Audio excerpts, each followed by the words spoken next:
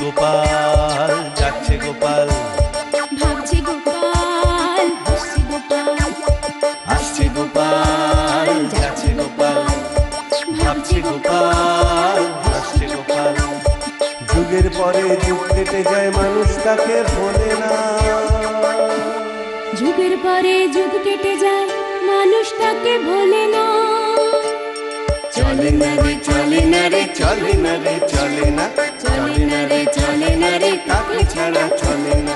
কে সে পরিচয় কি তার? হাসির রাজা, জ্ঞানের রাজা, রসিক রাজা গোপাল ভাঁড়। হাসির রাজা, জ্ঞানের রাজা, রসিক রাজা গোপাল ভাঁড়। হাসির রাজা, জ্ঞানের রাজা। 153, 154, এই হলো 155 মহারাজ। হিসেবে বড় গোলমাল হয়েছে মহারাজ। কি গোলমাল? মহারাজ, গত মাসে আমাদের রাজকোষে খাজনা জমা পড়েছিল 227 টাকা, তার আগের মাসে জমা পড়েছিল 342 টাকা, কিন্তু এ মাসে জমা পড়েছে মাত্র 155 টাকা। এ তো ভারী চিন্তার বিষয় মন্ত্রী। সেনাপতি, তুমি শীঘ্র খোঁজ খবর নাও, আমার রাজ্যের প্রজারা কেন ঠিক মতো খাজনা দিচ্ছে না। আগে তো এরকম হতো না। যথাজ্ঞা মহারাজ। যদি না পাই খাজনা, পিঠে বাজাবো বাজনা। প্রণাম মহারাজ। হ্যাঁ বলো প্রহরী, কি সংবাদ? মহারাজ, এবার সবাই কিছু না কিছু খাজনা দিলেও এই চাষি এবার কোনো খাজনাই দেয়নি। হ্যাঁ, এত বড় আস্পর্ধা তোমার! খাজনা দাওনি কেন? হুজুর, এবার অনাবৃষ্টিতে আমার 1 বিঘা জমিতে একটুও ধান হয়নি। ধার করে সংসার চালাচ্ছি। খাজনা কোথা থেকে দেব মহারাজ, আপনি বলুন। তো সত্যি মহা মুশকিল। এত অভাবে দিন কাটছে, কিভাবেই বা খাজনা দেবে বলো তো? যাও যাও, তুমি বাড়ি যাও। ধন্যবাদ মহারাজ। সেনাপতি, বলুন মহারাজ। খাজনা না দেওয়ার কারণ তো বোঝা গেল। এবার তুমি আর মন্ত্রী দুজনে মিলে প্রজাদের প্রত্যেকের বাড়ি বাড়ি গিয়ে খোঁজ করে দেখো কে কি সমস্যায় রয়েছে।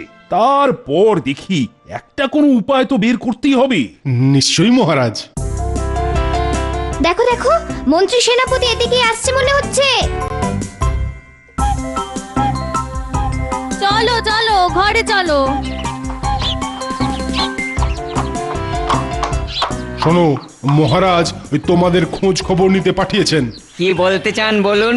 তোমাদের মধ্যে অনেকেই মাঝে মধ্যে খাজনা দিতে পারছো না, তাই মহারাজ জানতে চেয়েছে তোমাদের মধ্যে কার কার আর্থিক সমস্যা আছে।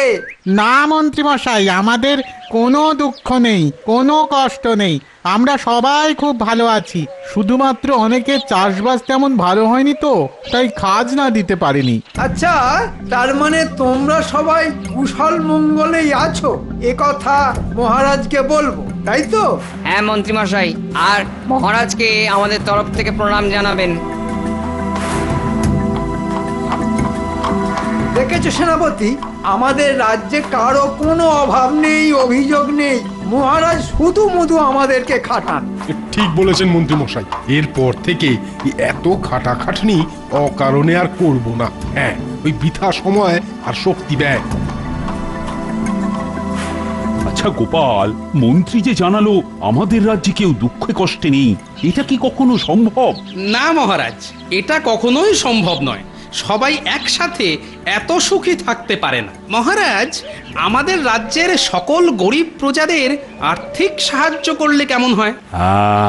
অতি উত্তম প্রস্তাব, কিন্তু সব গরিবকে একসাথে কিভাবে সাহায্য করব? মানে রাজকোষের অবস্থা তো খুব একটা ভালো না, আর এমনিতেই বিগত কয়েক মাস ধরে অনেক কম খাজনা জমা পড়েছে। সমস্যা মহারাজ, সমস্যা। তবে আমার কাছে একটা উপায় আছে। উপায় যখন আছে তা এতক্ষণ চেপে রেখেছো কেন? আরে বলে ফেলো তাড়াতাড়ি।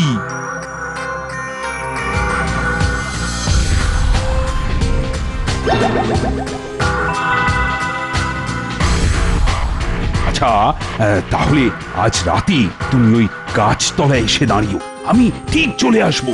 আচ্ছা মহারাজ, এখন আমি চললাম। হ্যাঁ হ্যাঁ, এসো এসো।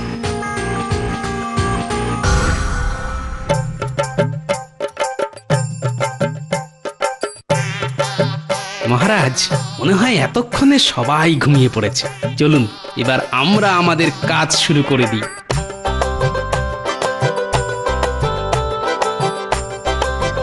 এটা ন্যাপলাদের বাড়ি। ন্যাপলার বাবা অনেক দিন ধরে কাশিতে ভুগছে, কিন্তু টাকার অভাবে বৈদ্যকে দেখায়নি। সত্যি এইভাবে অসুখে ভুগতে থাকলে ও রোজগারপাতি করে সংসার চালাবে কিভাবে?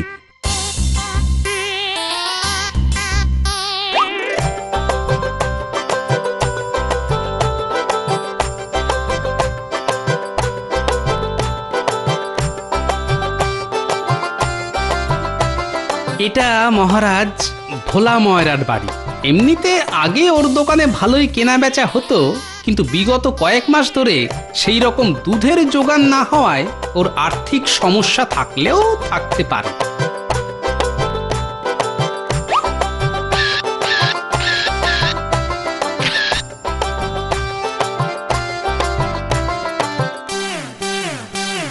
এটা তো আমাদের মন্ত্রীর বাড়ি, সারা দিন শুধু টাকা টাকা করে। হ্যাঁ মহারাজ, যা বলেছেন।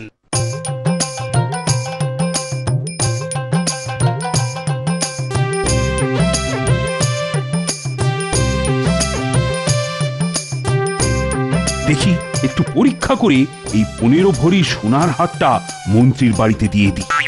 দারুণ বুদ্ধি মহারাজ। দেখবেন গ্যাটের কড়ি খরচ না করে সকাল সকাল 15 ভরির গয়না পেয়ে মন্ত্রীর মাথা খারাপ না হয়ে যায়। যা বললেছ।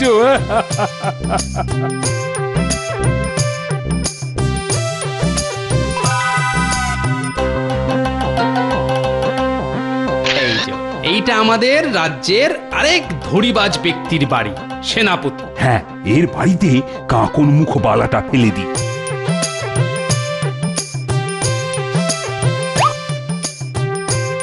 আমাদের কাজ আপাতত শেষ। চলি মহারাজ, নইলে গিন্নি আবার যুদ্ধ শুরু করে দেবে।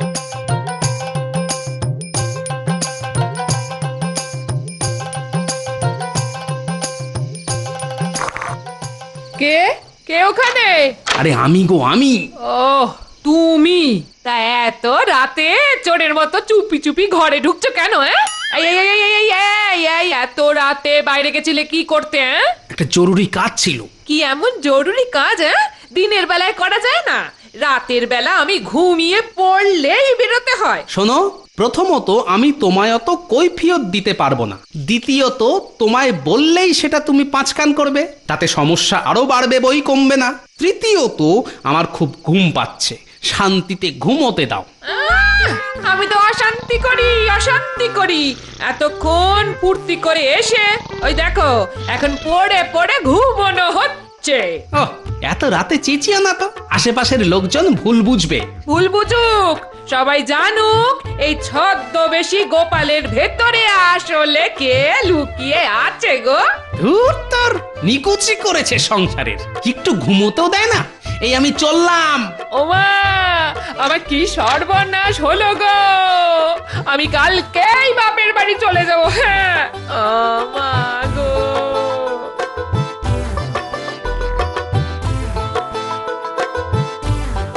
রানীমা, আপনার সাথে অনেকে দেখা করতে চায়। আচ্ছা, পাঠিয়ে দাও। রানীমা তোমাদের ভিতরে যাওয়ার অনুমতি দিয়েছেন, তোমরা এখন রানীমার ঘরে যেতে পারো। বাবা, এ তো দেখছি রাজ্যের সবাই একসাথে চলে এসেছো। হ্যাঁ রানীমা। আচ্ছা বলো, তোমরা কি বলতে চাও? রানীমা, আমাদের সকলের বাড়িতে কালকে রাতে কেউ কিছু কিছু সোনার গয়না ফেলে গেছে। আজ সকালে উঠে দেখতে পেয়ে ভাবি কেউ যদি চুরি করে আমাদের সাহায্য করার জন্য দিয়ে যায়, তাই ফেরত দিতে এসেছি। তা পেয়েছো যখন রেখে দাও না তোমাদের কাছে। না রানীমা, না না না, এটা হয় না। কান্নাকার গয়না, আমরা গরিব হতে পারি কিন্তু অসৎ নয়, তাই এই গয়না আপনার কাছে ফেরত দিতে এলাম। আপনি মহারাজকে বলে যার গয়না তাকে দেওয়ার ব্যবস্থা করুন রানীমা। আচ্ছা ঠিক আছে, তোমরা গয়নাগুলো এখানে রেখে যাও। আচ্ছা রানীমা, প্রণাম।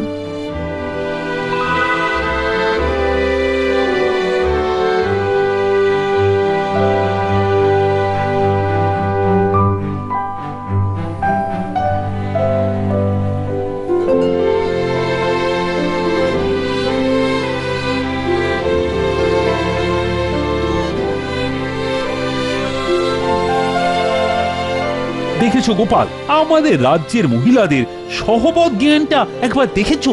রাজাকে দেখে যে মাথায় ঘুমটা দিতে হয় সেটা ওরা জানে। হ্যাঁ মহারাজ, ঠিক বলেছেন। কিন্তু ওই ঘুমটা খুলে দিলেই দেখবেন কারো মুখে কিন্তু হাসি নেই, কেমন একটা কালো মেঘের মতো গুমোট ভাব। কেন বলো তো? হয়তো অর্থকষ্ট। আরে ঠিক আছে ঠিক আছে, আমি পরে এই ব্যাপারে তোমার সঙ্গে কথা বলবো। মহারানীর সাথে দেখা করেই আমি সভায় আসছি। তোমরা সবাই গিয়ে বসো। হ্যাঁ, যথা আজ্ঞা মহারাজ।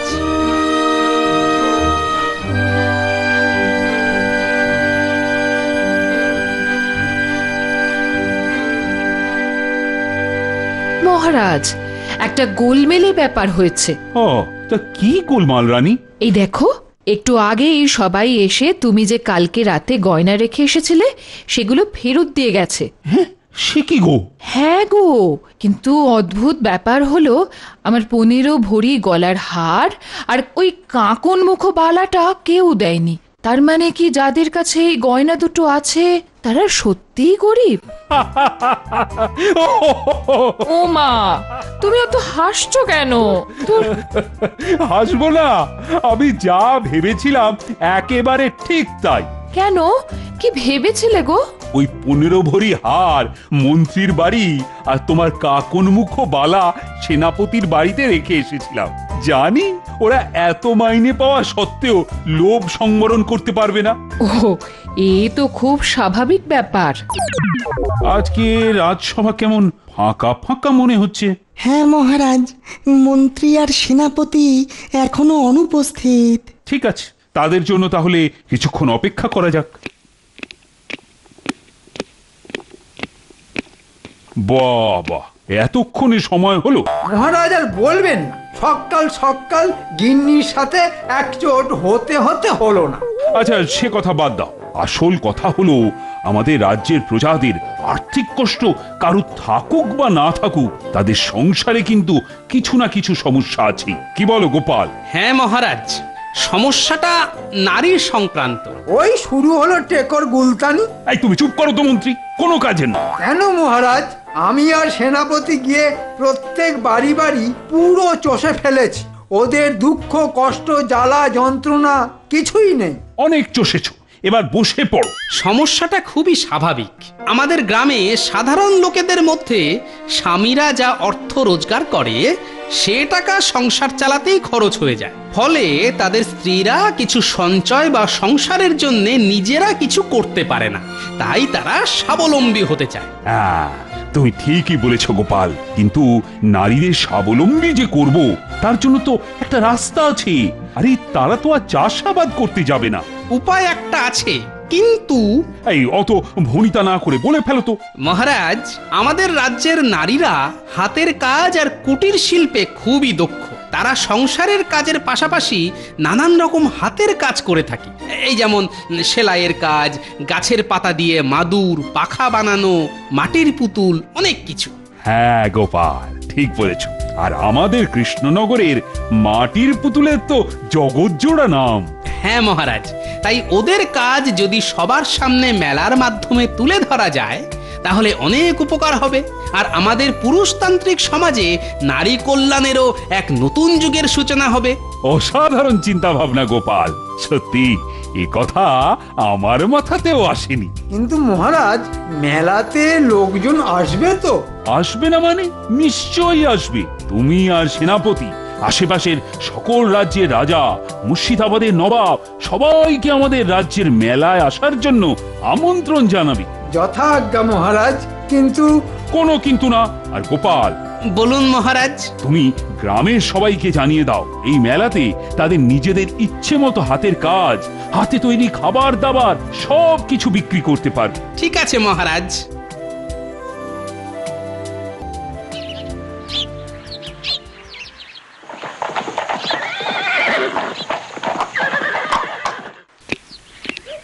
আসুন আসুন আসুন, সস্তায় ভালো মাদুর নিয়ে যান। কৃষ্ণনগরের সরপুরিয়া ভালো মাদুর আছে, ভালো মাদুর।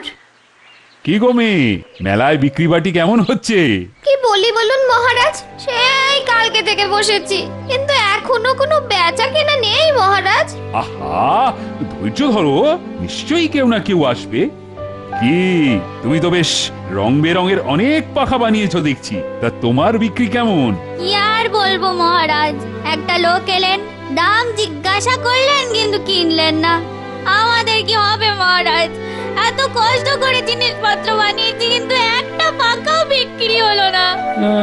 এ তো ভারী অদ্ভুত ব্যাপার। আমি তো মন্ত্রী সেনাপতিকে বলেছিলাম সকল রাজ্যের রাজাদের নিমন্ত্রণ করতে। তার মানে কি তারা কি করেনি? যাই একবার গিয়ে দেখি।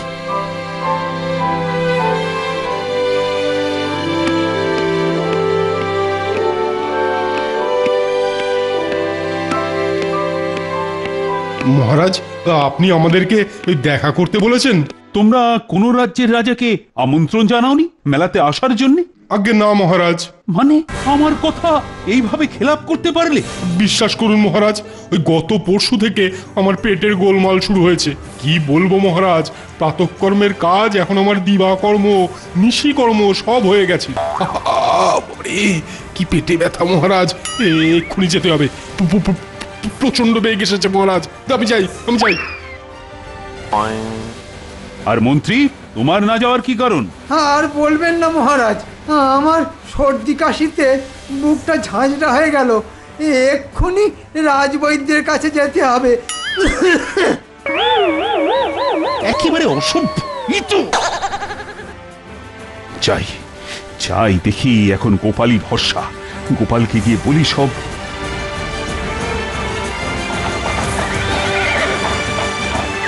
ওই, আরে গোপাল আছো নাকি? ও গোপাল! ও মহারাজ, কি সৌভাগ্য! আসুন আসুন, ভেতরে এসে বসুন। না গোপাল বউ, আমি আজ বসতে আসিনি, মানে একটা সমস্যার সম্মুখীন হয়ে গোপালের কাছে এসেছি। তুমি একটু গোপালকে ডেকে নাও না। কিন্তু উনি তো সেই কাক ভরে একটু বেরিয়েছেন।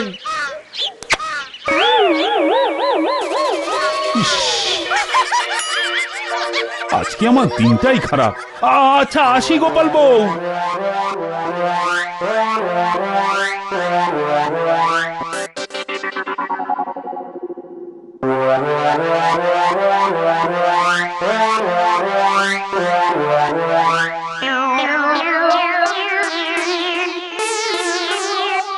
মহারাজ, মহারাজ! কে গোপাল? একবার মেলার মাঠে দেখবেন, চলুন। এই কালকে তুমি কোথায় ছিলে বলো তো? সব বলবো মহারাজ, একবার আপনি আমার সাথে মেলার মাঠে চলুন। নতুন আর কি দেখবো? ফাঁকা মাঠ, শুধু সারি সারি পসরা সাজানো। একবার চলুনই না। ওরে বাবা, এ তো বিশাল লোকজন, একেবারে জমজমাট। জমজমাট মানে জমজমাট, একেবারে মেলা জমে ক্ষীর, কাতারে কাতারে ভিড়। ওই তো নবাবকে মাটির পুতুলের দোকানের সামনে দেখা যাচ্ছে।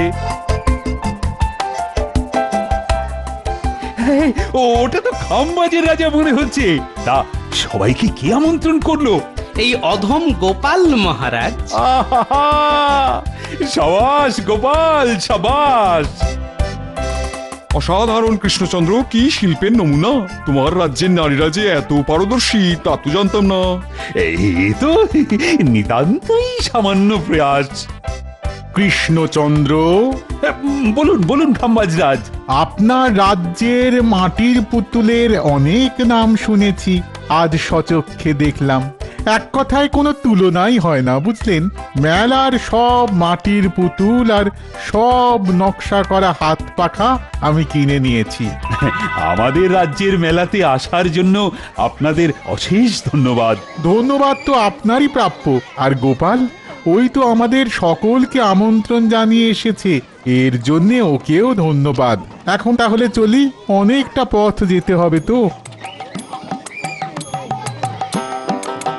শোনো কৃষ্ণচন্দ্র, মেলায় মেলায় সকলে কত আশা করে কত রকমের জিনিস বানিয়ে এনেছে, তাই যেগুলি বিক্রি হবে না সেগুলো সব মুর্শিদাবাদে পাঠিয়ে দেবে, আমি দাম দিয়ে দেবো। আপনার মহানুভবতায় আমি কৃতজ্ঞ নবাব বাহাদুর। আরে মহানুভবতা ছাড়ো, ওটা আমার কর্তব্য। আমি এখন চলিয়ে। আসুন আসুন আসুন।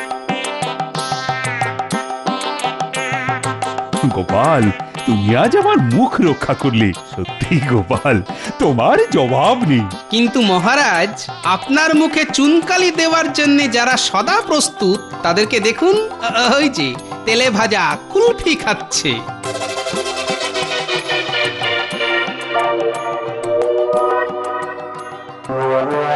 কি সেনাপতি, তোমার তো নাকি পেট খারাপ, তুমি যে তেলে ভাজা খাচ্ছ? আগে মানে। আর মন্ত্রী, তোমার তো কাশি দেখছি, বেনারস, কাশি, এলাহাবাদ ছাড়িয়ে একেবারে হরিদ্বারে পালিয়েছে। বরফের কুলফি, বাহ বাহ। মহারাজ, যদিও এখন মেলায় অনেক বেচা কেনা হচ্ছে, কিন্তু প্রথম দুদিন মেলায় কোনো রকম কেনাকাটি হয়নি মহারাজ। লাভের পাশাপাশি অনেক ক্ষতিও হয়ে গেছে। ঠিক বলেছ গোপাল, প্রজাদের এই ক্ষতির জন্য কিন্তু মন্ত্রী আর সেনাপতিকেই শাস্তি পেতে হবে। কি শাস্তি দেবেন মহারাজ? প্রথম দিনের ক্ষতির জন্য শাস্তি হবে ভিড়ের মধ্যে সকলের সামনে 500 বার করে কান ধরে উঠবোস। আর দ্বিতীয় দিনের জন্য? আর দ্বিতীয় দিনের ক্ষতির জন্য ওদের দুজনের 1 মাসের মাইনে কেটে সব দোকানীদের মধ্যে বিলিয়ে দেওয়া হবে। 1 মাসের মাইনে কেটে কি করবেন? ওই সোনার হার বেচে না এখন মাসের পর মাস চলে যাবে। ওর কোনো ব্যাপার না, ওই কাকন মুখো বালা ওই শ্যাকরাকে বেচে দেবো। এসে খেলে আমার সংসার একেবারে দৌড়বে। কি এত ভাবছো তোমরা? কিছু না মহারাজ। আহা, কিছু না বললে তো আমি মানবো না। তোমরা কি ভাবছো আমি জানি? শোনো, বাড়ি থেকে যে 15 ভরির হার কাকন মুখো বালা পেয়েছো, দুজনেই তা ফেরত দিয়ে যাবে। হ্যাঁ নয় হ্যাঁ, তাড়াতাড়ি কান ধরে উঠবস শুরু করে দাও।